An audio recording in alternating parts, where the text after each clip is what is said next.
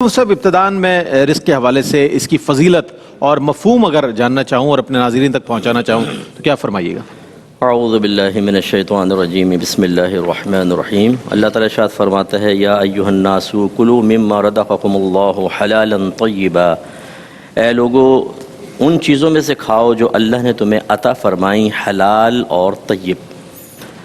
حلال اور طیب یہ دو الگ الگ چیزیں ہوتی ہیں۔ بعض چیزیں حلال ہوتی ہیں لیکن طیب نہیں ہوتی، جیسے مٹی حرام تو نہیں ہے، مطلب اس اعتبار سے کہ ناپاک نہیں ہے، لیکن یہ کہ وہ طیب نہیں کہلاتی، وہ تلویث والا کام کرتی ہے۔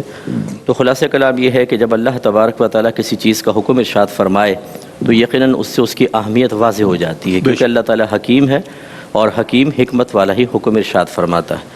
باقی رزق کی توضیح تشریح کے اندر کئی اقوال ہیں، جن میں سے زیادہ مجھے جو مناسب محسوس ہوتا ہے وہ کھانے پینے پہ اس کا اطلاق ہوتا ہے کہ رزق کھانے پینے کی چیز، کیونکہ اللہ نے ارشاد فرمایا وما من دابۃ فی الارض الا علی اللہ رزقها، زمین پر چلنے والا کوئی جاندار ایسا نہیں جس کا رزق اللہ کے ذمہ کرم پر نہ ہو۔ اللہ اکبر۔ تو اگر ہم جانوروں کو دیکھتے ہیں وہ لباس وغیرہ تو نہیں پہنتے، نہ ان کے لیے گھر، جیسے کتا ہے کوئی گھر بھی نہیں بناتا، لیکن کھانے پینا جو ہے وہ اللہ نے اس کی ذمہ داری لی ہے۔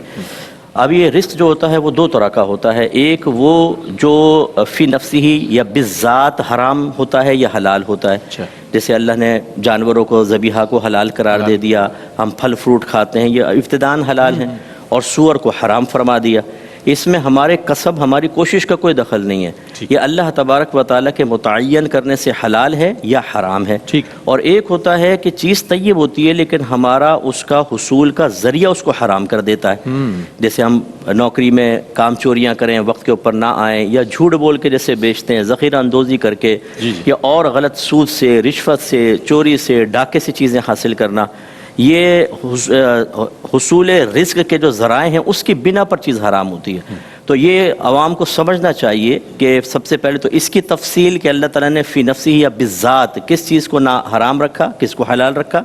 دوسرا پھر اپنے ذرائع آمدنی کو دیکھا جائے کہ بعض اوقات ایک چیز طیب حلال ہے لیکن آپ کے نیت، آپ کا قصد، آپ کا ارادہ، آپ کا طریقہ کار اس میں حرمت پیدا کر دیتا ہے۔